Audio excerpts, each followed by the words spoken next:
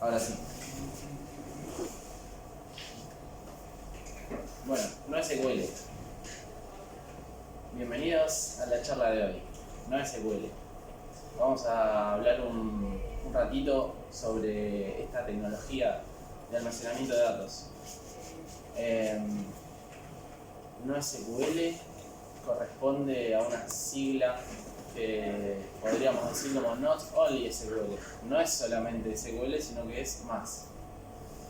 Vamos a ver por qué surge, las características y nuevos teoremas de almacenamiento de datos.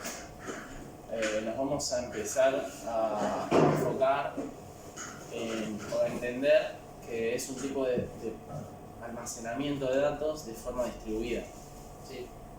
Entonces esto nos atrae nuevos dilemas para poder mantener esa información consistente, disponible, entre otras cosas.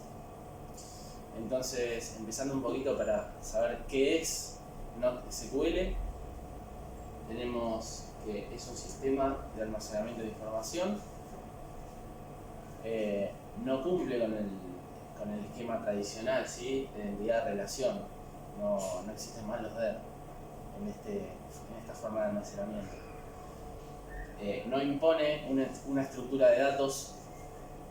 Vamos a tener diferentes, ahí en este grafiquito, fíjense, que no impone una forma de almacenar datos, sino que según una necesidad yo voy a tener diferente tipo de estructura, ¿sí?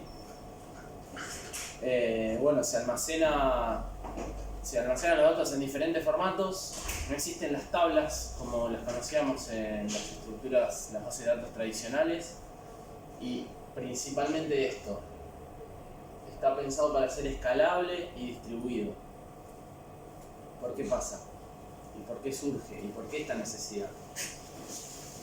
Con el surgimiento de Internet y de los sistemas que procesan y manejan miles de usuarios, se empezó a notar que la generación de datos era cada vez más acelerada y en grandes tamaños, ¿sí? Y hay un problema acá, la distribución horizontal en las bases de datos.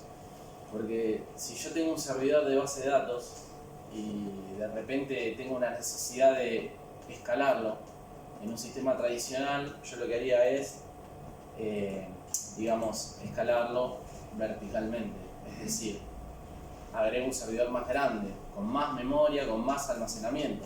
Pero esto tiene un problema. Eso no es infinito. No puedo escalarlo verticalmente todo lo que yo quiera, porque hay un límite de memoria, hay un límite de disco, por más que sean muy grandes, ¿sí? Tiempos de respuesta necesitan ser menores a un segundo. En la web, todo dinámico, necesito tener respuestas rápidas, y con sistemas tradicionales se empezó a ver que no era posible esto. Surgimiento de aplicaciones web y aplicaciones mobile que tenían que estar activas 7x24 todos los días, y una necesidad de alta disponibilidad en servidores. Entonces, con todo esto, además de aplicaciones que generan gran cantidad de datos, pensemos en la Internet de las cosas, sensores distribuidos por todos lados generando grandes volúmenes de información, gigas de información por segundo. Esto con los sistemas tradicionales no se lleva muy bien. Sensores, logs, entre otros, ¿sí? Y empezamos a sacrificar el ACID por otras propiedades, como ser latencia, particionamiento y disponibilidad. Todos estamos de acuerdo en que sabemos qué significa ACID. Si no, lo repasamos rápidamente. ACID son las siglas en las que se basan las bases de datos tradicionales, SQL, ¿sí? Que sería atomicidad, consistencia, la I es de isolation o aislamiento, y dutabilidad, ¿sí? El sistema de base de datos tradicional te garantiza atomicidad en las transacciones, la transacción se realiza o no se realiza. Consistencia, yo ese dato que persisto va a ser ese, cuando lo voy a buscar va a estar consistente. Aislamiento, que voy a tener un sistema controlado y voy a tener control sobre ese dato, va a estar aislado. Y durabilidad, bueno, la persistencia a través del tiempo. ¿Qué pasa? Cuando surge un sistema distribuido, hay algunas de estas cosas que no se van a poder cumplir, no de forma completa. Ya vamos a ver. Algunas características de las bases de datos NoSQL son la consistencia eventual, quiere decir que eventualmente va a estar consistente, no siempre. Es decir, yo quiero consultar un dato y tal vez el dato que me devuelva no es el dato que realmente esté almacenado, sino que dentro de un ratito va a estar. A eso me refiero. Ausencia de esquema de registro de datos, no hay un esquema. Alta velocidad de respuesta a peticiones. Estructura distribuida, escalabilidad horizontal, puestos en negrita porque es, digamos, lo fuerte de NoSQL. Y hablando un poquito de escalabilidad, vamos a ver las diferencias entre escalabilidad vertical y escalabilidad horizontal. Lo que habíamos dicho antes es, yo tengo un servidor y tengo el requerimiento, la necesidad de procesar más cantidad de datos, generar más entradas salidas, tengo más usuarios. Bueno, yo puedo agregar plata, agregar recursos y hacerlo más grande, hacer un server mucho más grande. Pero esto tiene un problema, no es infinito. Llega un punto en que esto, por más super server que tenga, no voy a poder seguir aumentándolo. En cambio, en el escalabilidad horizontal, yo tengo un clúster de servidores y con poca plata puedo agregar más nodos. Y esto es virtualmente infinito. Puedo agregar tantos nodos como yo quiera o como yo necesite para que escale, ¿sí? Fíjense y piensen un poco en que esto tiene consecuencias, obviamente. Yo una aplicación monolítica tradicional, con una base de datos tradicional, voy a poder hacer que crezca hasta cierto punto. Hasta cierto punto va a crecer. Luego voy a tener problemas. En cambio, una aplicación distribuida en nodos de una red, con sus sistemas de datos distribuidos también en esa red, virtualmente voy a poder administrar N nodos que provean, no sé, por ejemplo, atiendan múltiples consultas. Por más que haya un pico, ¿sí?, de consultas en un momento, lo voy a poder atender. Y pasando un poquito al teorema CAP, ¿sí? Acá tenemos tres conceptos en los que vamos a tener que empezar a trabajar cuando hablamos de procesamiento distribuido. Tenemos la consistencia. Esto es la representación gráfica de dos nodos de una red y esa partecita es un dato. Yo voy a querer que ese dato que esté en un nodo, ¿sí?, si ese nodo está replicado, por ejemplo, voy a querer que ese dato sea el mismo en el otro nodo. A eso nos referimos con consistencia distribuida. Disponibilidad. Bueno, la disponibilidad en un esquema distribuido es simplemente voy a poder acceder a través de un nodo o a través del otro, ¿sí? Si este nodo se muere, voy a poder acceder y la disponibilidad va a estar, ¿sí? Y partition tolerance o tolerancia a las particiones sería, si yo en algún momento tengo una red distribuida que está interconectada y esa conexión se rompe y entre los nodos no se ven, voy a tener que tener algún mecanismo que me asegure que esto sea, digamos, que siga funcionando, por más que esos nodos no se vean. Hay algoritmos, ¿sí? Un poco más explicado tal vez, el teorema CAP dice que no se puede para un sistema distribuido garantizar las tres cosas. O sea, estas tres cosas en un sistema distribuido no se pueden garantizar. Es un teorema que hicieron unos catedráticos, ¿sí?, que dicen que voy a poder tener disponibilidad y tolerancia a fallos, pero no consistencia. Voy a poder tener tolerancia a fallo y consistencia, pero no disponibilidad, y así. O sea, de la pirámide esa podemos elegir dos solamente. nuestras bases de datos tradicionales como las conocemos están acá. Nos garantizan disponibilidad y consistencia. Son siempre consistentes, ¿sí? Y son siempre disponibles. MySQL, Oracle, SQL Server, consistencia y disponibilidad. Pero no es tolerante a fallos. Si se cae el servidor de base de datos, no accedemos más a la información. Al menos si tenemos un backup, etc. Pero, digamos, no es partition tolerance. Tenemos como un single point of failure, único punto de fallo. Después tenemos, por ejemplo, otras bases de datos como Mongo, que me aseguran consistencia y tolerancia a fallos, pero no disponibilidad. O tolerancia a fallos y disponibilidad, como estas DynamoDB, CouchDB, Cassandra, Infinite Graph, que no me aseguran la consistencia. Tienen pros y contras, cada una de ellas, ¿sí? Bueno, y acá un poquito más sobre eso. Descartar tolerancia a las particiones es el CA, es esto. Descartar disponibilidad CP y descartar consistencia AP. ¿Sí? Descartar ACID en pos de base sería un juego de palabras químicas, ¿sí? Los ácidos y los bases. Base te dice que es básicamente disponible, soft state, un estado blando, y eventualmente va a ser consistente. ¿Sí? ACID fuerza la consistencia sacrificando la disponibilidad, y base gana disponibilidad perdiendo parte de la consistencia. Es como que te vas hacia otro esquema de almacenamiento. Pero nuevamente decir que para sistemas que tienen altos picos de tráfico, o manejan millones de usuarios, o manejan volúmenes inmensos de datos, los sistemas tradicionales no funcionan, o funcionan muy lento, no cumplen su cometido. Entonces se necesita otro tipo de forma de almacenar. Bueno, esto ya lo vimos. Y a ver, decisiones, ¿sí? ¿Cuándo voy a elegir base de datos SQL? Principalmente cuando el volumen de mis datos crece poco a poco. Yo tengo un volumen de datos que va creciendo, no sé, en una compañía. Yo más o menos sé cómo crecen esos datos, a qué velocidad, ¿sí? Cuando las necesidades se pueden asumir en un solo server, ¿sí?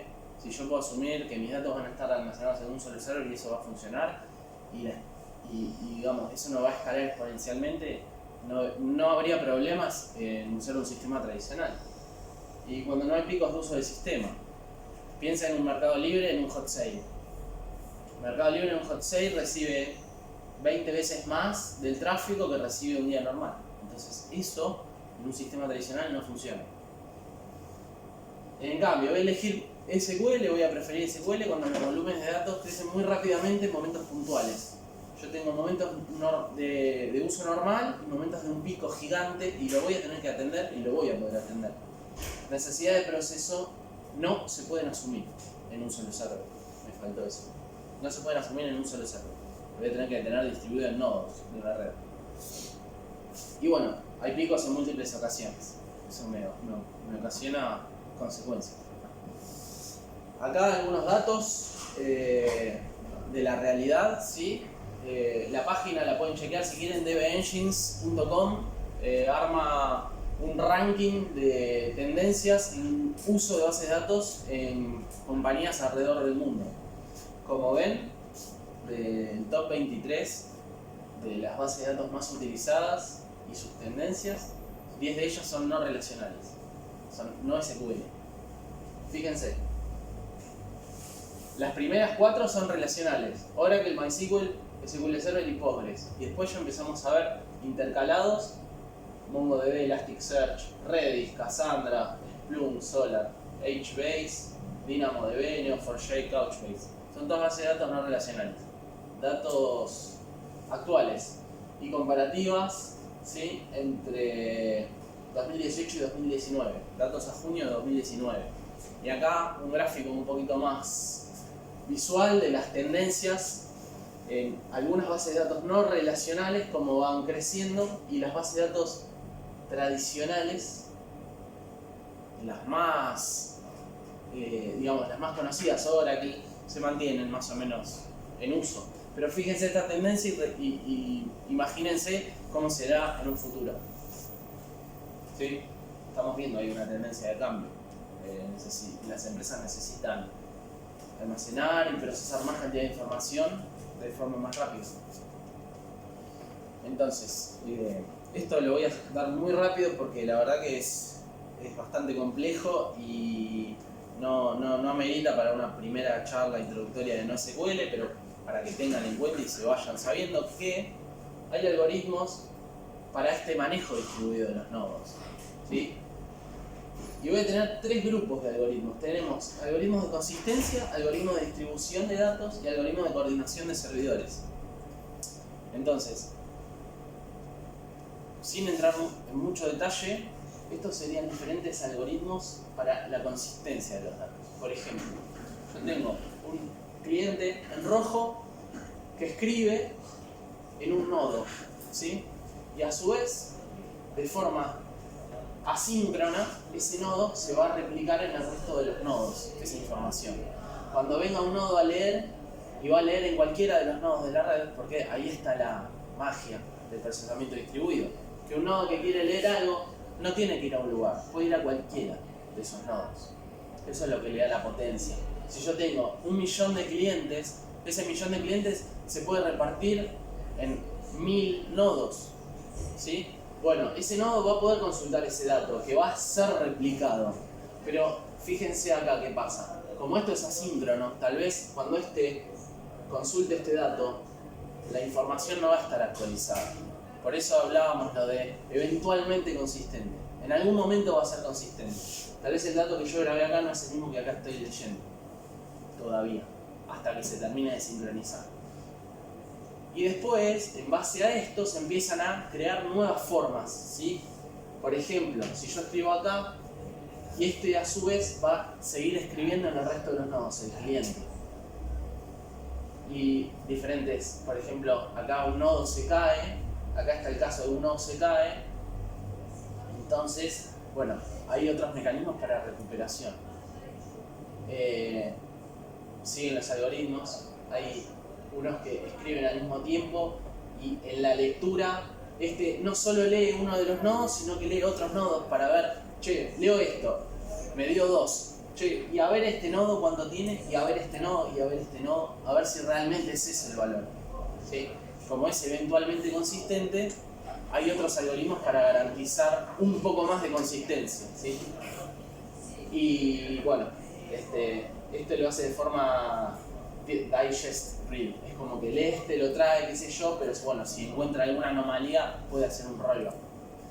Y después tenemos algoritmos que hasta que no termina de replicar no te deja leer. Por ejemplo, se loquea hasta que todos los nodos no tienen esa información, el lector no va a poder leer la información, ¿sí? Es como que se hace un lock de todos los nodos.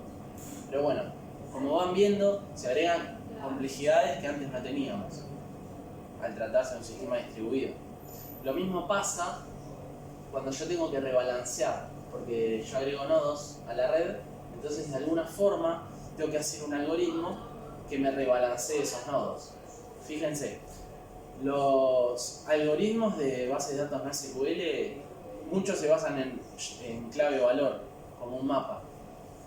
Entonces, yo puedo generar y decir, bueno, si mi clave es menor a tal valor, ponelo en este nodo.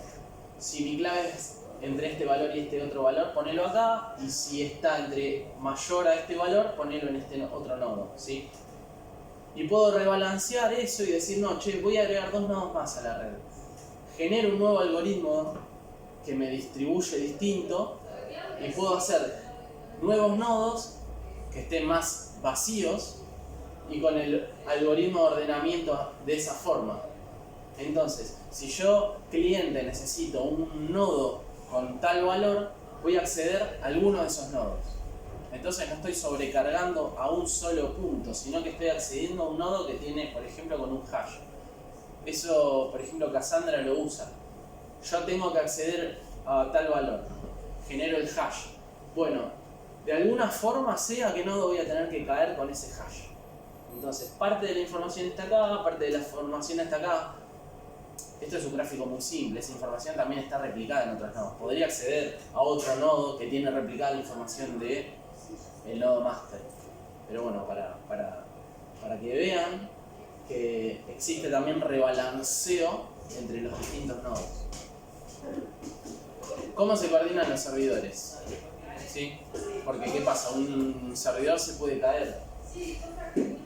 Hay mecanismos de detección de fallas y esos mecanismos de detección de fallas son fundamentales, ¿sí? Para que el sistema sea tolerante a fallas justamente y se basan en heartbeats. Heartbeats no es más que nada que como el latido del corazón. Cada nodo está tirando todo el tiempo a la red, che, estoy vivo, ¿sí? O puede ser, bueno, acá puede ser fallas versus falsos positivos, porque por ejemplo, si se cae la red, el nodo puede estar tirando el heartbeat, pero al no haber conexión de red, el otro nodo dice, che, no escucho a se cayó. Puede pasar, pero está vivo en realidad, lo que se cayó en la red. Y debería soportar niveles de fallas también. Y este es un algoritmo, si quieren lo miran, el algoritmo Bully, que es dentro de una red de nodos distribuidos, uno se autoproclama líder, máster y coordina el resto de los nodos. Acá tenemos un caso de 5 nodos de una red donde el 5 era el coordinador y de repente se cae. Se cae el nodo 5 y ustedes piensan que estos son nodos que graban información y tienen que estar consistentes en todos ellos. Entonces, de alguna forma, si se cae el coordinador, quien coordina el resto, hay un algoritmo que lo que hace que otro nodo sea el nuevo máster o el nuevo coordinador, ¿sí? A través de una serie de pasos, como que se van eligiendo entre ellos, dicen, che, yo soy el líder, le tira como las hormigas de los Simpsons, yo soy el líder, yo soy la reina, ¿te acuerdas? Bueno, algo así. De alguna forma se autogestionan y se genera un nuevo coordinador de la red, ¿sí? Que va a pasar a tener la información, va a decir, bueno, el nodo 5 se cayó, está offline, y estos 3 están up, se va a coordinar. Hasta ahí los algoritmos de administración de nodos en una base en un sistema distribuido. Ahora vamos puntualmente a lo que nos importa, que es clasificación de las bases de datos no SQL. ¿Cómo se organizan? Las bases de datos no SQL, como habíamos visto, eliminan el concepto de entidad-relación. No tengo más filas, ¿sí? No tengo más tablas. No existe más el concepto de tablas. No puedo hacer un join, ¿sí? No puedo hacer un... Existen las queries, pero son distintas. Entonces, 4 tipos principales de clasificación. Clave valor, ¿sí? Key value, como si fueran los mapas. Columnar, ¿sí? Basados en columnas y no en filas. Orientada a documentos, pueden ser JSON, pueden ser XML, y orientadas a grafos, ¿sí? Esa sería como la clasificación principal. Las clave valor son datos que se almacenan en pares de datos, ¿sí? Tenemos la clave y el valor. El valor puede ser un JSON, ¿sí? Estas son muy buenas en escalabilidad y performance. Y algunos ejemplos son Redis, Riot y Dynamo. Dynamo es de Amazon, sí. DynamoDB. Lo que habíamos comentado la otra vuelta, que Mercado Libre está migrando todos sus Cassandras a Dynamos, para tener en cuenta. Bases de datos columnares almacenan los datos en columnas en lugar de filas, ¿sí? Ahora vamos a ver un ejemplo. Enfocado a la inteligencia de negocios con cantidad masiva de datos. Big Data. Sí. Consultas analíticas se basan en el ordenamiento, agrupación, clasificación, elaboración de rankings, ¿sí? Para lo cual se accede a campos o columnas de datos. Ejemplos de bases de datos basadas en columnas: Cassandra, HBase, Amazon Simple DB y SAP HANA Database. En una base tradicional, los datos se almacenan así. Yo tengo digamos, las distintas columnas y tengo el empleado número, el departamento, la fecha, el apellido, el nombre. En cambio, una base de datos columnar se almacenan de forma vertical, digamos. Tengo en el primer lugar la primera columna, en el segundo lugar la segunda columna. Es una forma de organización distinta que sirve para inteligencia de negocio, big data, ¿sí? Digamos, acá si yo tengo un archivo, supónganse que cada columna es un archivo. Si yo quiero hacer un max, un count, es muy fácil hacerlo sobre algo que ya está todo, digamos, lo tengo en el mismo lugar. Es la forma en la que accedo a esa información. Operaciones sobre columnas de datos. Vamos a ver un poquito de Cassandra, ¿sí? Mencionar algunas cosas de Cassandra. Como dijimos antes, una base de datos columnar basada en columnas, distribuida. Peer-to-peer, no existe el concepto de master o slave, es como un anillo. Ahora hay un gráfico de eso. No posee single point of failure, o sea, si se cae un nodo, sigue funcionando. Funciona siempre. Masivamente y linealmente escalable. Puedo agregar n nodos a la red y darle más capacidad de respuesta. Puede escalar hasta miles de nodos con mejoras casi lineales de performance, cosa que no se puede hacer en una base de datos tradicional. Altamente disponible, ubicada en el sector AP del teorema CAP. Disponibilidad y persistencia, ¿sí? Organizada lógicamente en tablas, filas y columnas. Y SQL, Cassandra Query Language. Tiene su lenguaje para acceder a los datos. SQL. Bueno, acá tenemos un ejemplo de cómo sería una base Cassandra. Cada nodo es un equipo en la red. No existe master y slaves. Cualquier nodo puede aceptar, digamos, requests de lectoescritura y los nodos conversan entre sí, ¿sí? Cada nodo tiene su propio storage. Y lo que tiene bueno esto es que yo puedo acceder a cualquiera de los nodos y entre ellos se van a organizar cómo hacer para mantener consistente esa información. Está bueno porque imagínense que estos son nodos que están en distintas regiones. No sé, yo tengo mi sistema distribuido en clientes en distintas regiones y tengo nodos distribuidos en esa red. Yo puedo acceder a cualquiera de los nodos, leer y escribir información y entre los nodos se van a ocupar, va a tener un algoritmo. Ahí está la potencia. Entre ellos van a saber cómo actualizar esa información y cómo la van a tener disponible. Cuando se caiga un nodo, no hay problema, esto sigue funcionando. Ahí ven la robustez de esto. No hay un single point, no hay un único punto de falla. Base de datos orientadas a documentos, también muy difundidas, ¿sí? Se pueden almacenar XML, JSON, BSON, se almacena directamente un gran documento. Se estructura de forma de árbol que consta de mapas, colecciones y valores escalares. Yo almaceno el alumno y el alumno tiene una lista de materias dentro de ese documento. Es, digamos, un JSON que tiene materias y la materia es un array con la materia y la materia tiene una nota y la nota, no sé, puede estar primer, segundo y tercer cuatrimestre. Estructura de árbol, pero siempre es un mismo documento. Característica principal es no poseer esquemas previamente definidos, sin esquema. Permite hacer queries sobre los datos, también.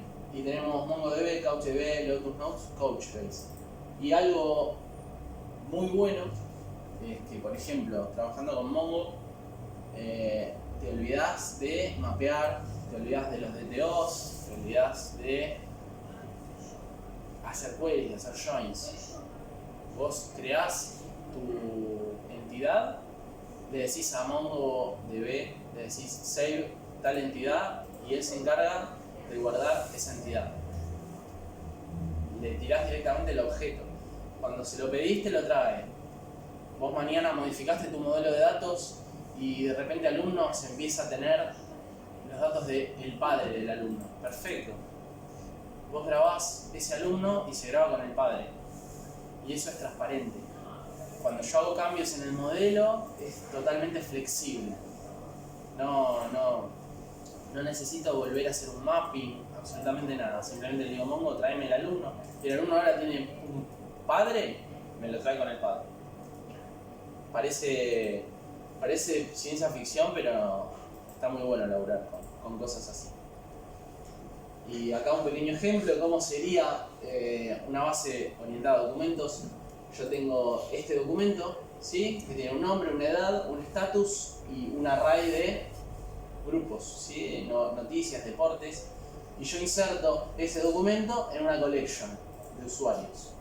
Ahí tengo la collection y cada elemento de la collection va a ser un documento. Así sería una base orientada en documentos.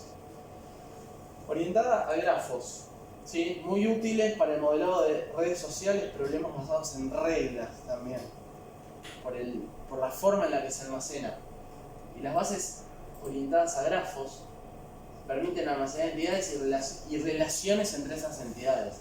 Las entidades se denominan nodos, como en un grafo, como lo vimos en la facultad, y los nodos, como las relaciones, tienen propiedades asociadas, ¿sí? Neo4j, Infinite Graph, OrientDB, FlockDB, hay muchas. Fíjense, Movie, tengo la película que es parte de un género, ¿sí? Fue dirigida por tal director, el director puede tener varias películas, un actor actuó en una película, ¿sí? Y un usuario rankeó esa película. Fíjense que esto, bueno, obviamente puede ser N, ¿sí? Pero fíjense las relaciones. Para cierto tipo de problemas, bases de datos orientadas a grafos son muy performantes y resuelven problemas que en las bases tradicionales tardaría mucho tiempo de procesar. Acá hay un ejemplo de cómo sería una query para una base de datos orientadas a grafos, ¿sí?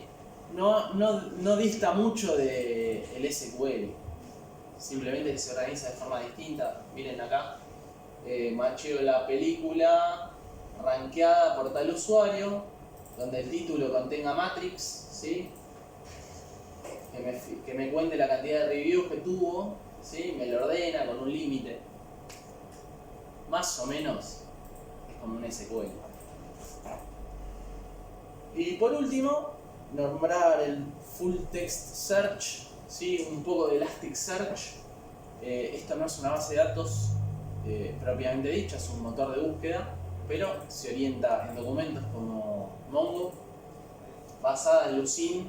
Esto lo vamos a ver después en profundidad, ¿sí? Motor de búsqueda full text. Yo estuve probando algunas cositas y es realmente impresionante la velocidad que tiene para devolver un full text search. Esto en las bases tradicionales tarda muchísimo tiempo. Si vos tenés un campo clog o blob con muchos caracteres y vos querés hacer un like de algún string, eso tarda mucho tiempo, y si hay mucha información tarda muchísimo. Esto lo hace instantáneo. Buscas un valor en miles o millones de documentos y el tipo lo devuelve en segundos. Se basa en otros algoritmos, son claves invertidas, se hacen unos índices medio locos sobre los textos y le da mucha potencia. Y permite buscar por texto y elementos de un JSON, agregaciones y geobúsquedas. Tienen las principales aplicaciones. Analizar logs, por ejemplo. Para analizar logs y sacar estadísticas sobre esos logs se usa mucho Elastic con otros productos. Y por último, y llegamos a las conclusiones, ¿sí? NoSQL no sustituye la base de datos clásicas. Yo si voy a querer almacenar transacciones bancarias, una base de datos de usuarios con sus contraseñas, voy a querer priorizar la transaccionalidad, la atomicidad, ¿sí? Entonces voy a querer tenerlo en una base de datos tradicional que me aseguren esas cosas. Sino que las bases de datos no SQL surgen por otra necesidad, la necesidad de un rendimiento extremo, picos de consultas, grandes volúmenes de información que se genera masivamente. Ahí voy a necesitar otras cosas donde voy a tener que escalar de forma horizontal y no vertical. Si se utilizan de una manera única o se combinan con una base de datos SQL, es una decisión de arquitectura del sistema. Yo podría tener mi base de datos de usuarios con sus contraseñas de acceso en una base de datos tradicional y podría tener, supónganse, estadísticas o información de Business Intelligence en una base de datos no relacional que me resuelva ese problema. ¿Sí? Entonces, para terminar, simplemente un comentario de tener más conocimiento, más herramientas de otro tipo de forma en la que almacenamos y procesamos los datos, como para tener en nuestra caja de herramientas y decir, pero este problema lo podemos resolver mejor con este tipo de tecnología y no con la tradicional. Bueno, si hay preguntas. No sé si para elegir en Mongo, en lo que hablaba antes de base de datos